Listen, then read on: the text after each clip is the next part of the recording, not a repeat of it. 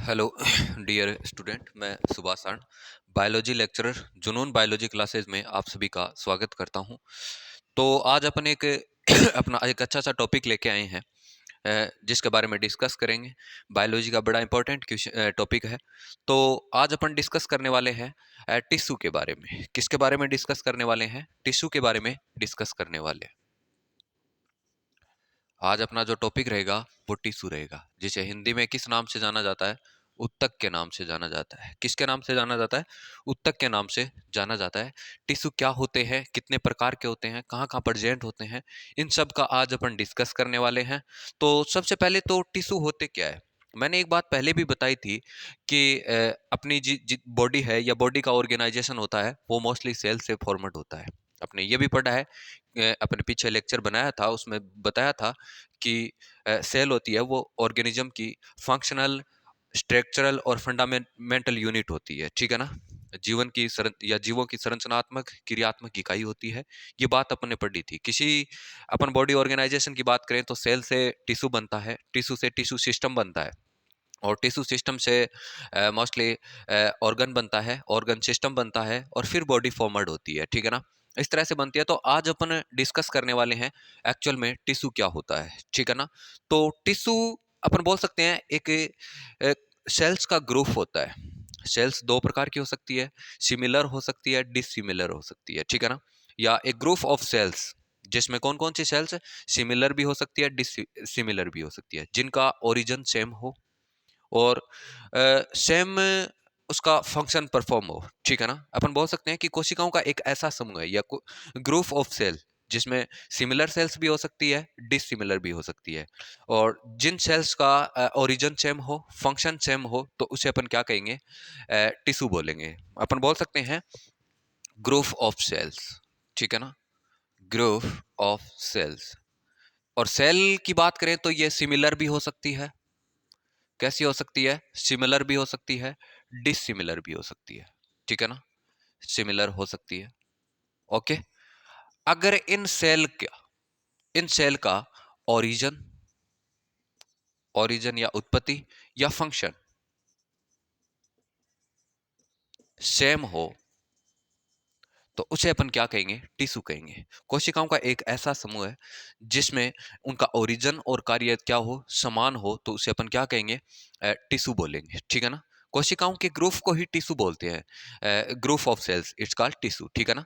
अपन बोल सकते हैं कि कोशिकाओं का समूह है जो क्या करे, जिनका ओरिजिन सेम हो, फंक्शन सेम हो, उसे अपन किस नाम से जानेंगे? टिश्यू के नाम से जानेंगे। ठीक है ना? एक बात मैं बता देता हूं, जो टिश्यू की जो स्टडी की जाती है, अगर अपन बात करें स्टडी की, तो टिश्यू की स्टडी को हिस्टोलॉजी बोलते हैं। किस नाम से जाना जाता है? हिस्टोलॉजी। ठीक है? याद रखना। या उत्कों का अध्ययन या study of tissue it's called histology. ठीक है ना? हिस्टोलॉजी बोलते हैं। और हिस्टोलॉजी जो वर्ड था वो एक साइंटिस्ट था जिसका नाम था मेयर। ठीक है ना? क्या नाम था उसका? मेयर था। इस साइंटिस्ट ने दिया था हिस्टोलॉजी वर्ड। किसने दिया था? मेयर ने दिया था। ठीक है ना?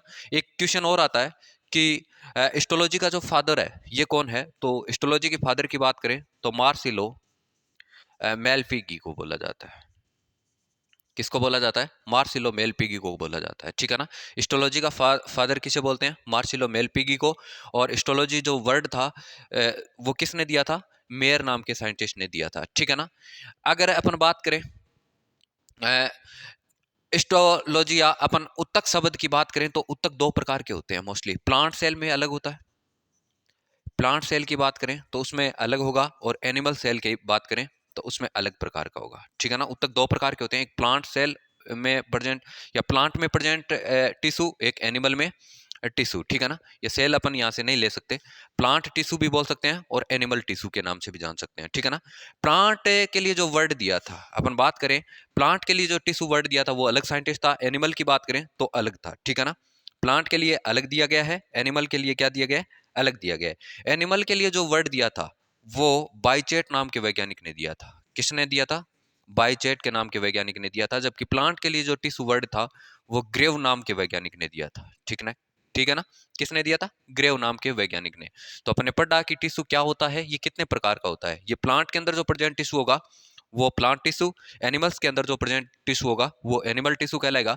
प्लांट टिश्यू में मोस्टली जो डेड टिश्यू प्रेजेंट होते हैं, ज्यादा मोर देन कौन होते हैं, डेड टिश्यू होते हैं, ठीक है ना, ठीक है।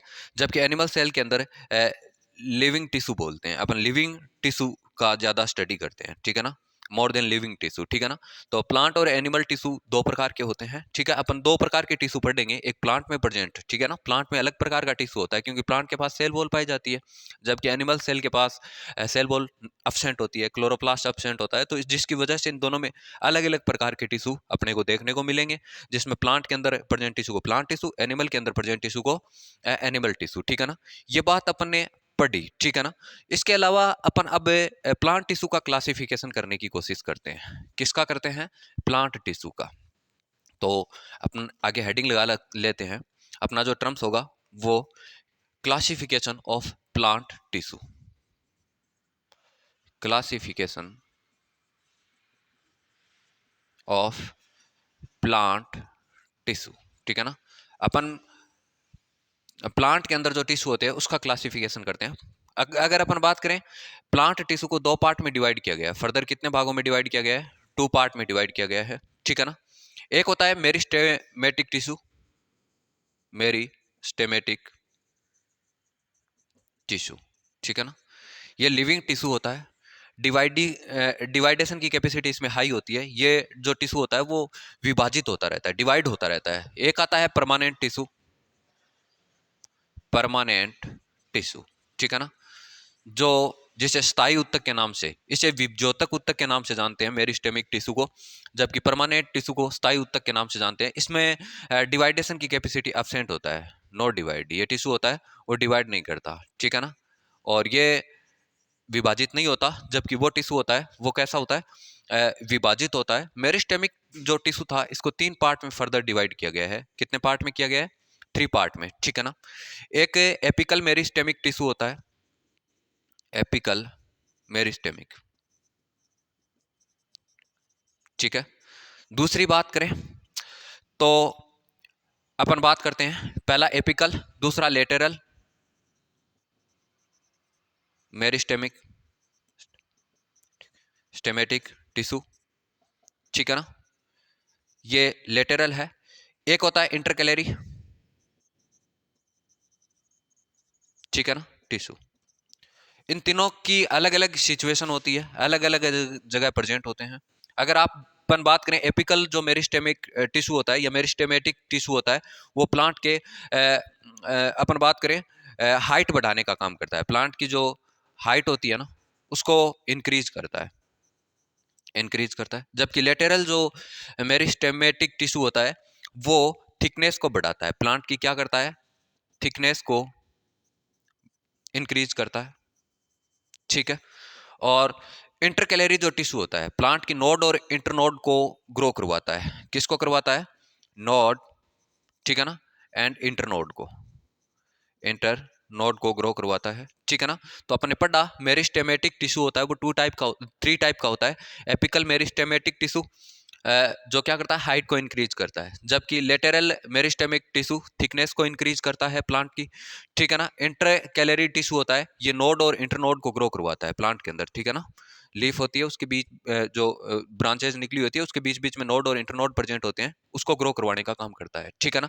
अब बात करते हैं कौन से टिश्यू की, परमानेंट टिश्यू की बात करते हैं। परमानेंट टिश्यू होता है वो मोस्टली टू टाइप में डिवाइड किया गया है परमानेंट को, सिंपल परमानेंट, सिंपल परमानेंट, ठीक है, एक परमानेंट टिश्यू होगा। दूसरा कॉम्प्लेक्स परमानेंट टिश्यू होगा, ठीक है, कॉम्प्लेक्स परमानेंट टिश्यू, ठीक है ना। टू टाइप में डिवाइड किया गया है। सिंपल होता है वो एक ही सेल से फॉर्मड होता है, ठीक है ना, और ये मोर देन सेल से फॉर्मड होता है। इसमें बहुत सारी कोशिका साथ में काम करती है, ठीक है ना, इसमें एक ही कोशिका से फॉर्मड होता है। ये सिंपल परमानेंट टिश्यू होता है वो मोस्टली थ्री टाइप का होता है। कितने टाइप का होता है, थ्री टाइप का, ठीक है ना। Parenchyma, collenchyma,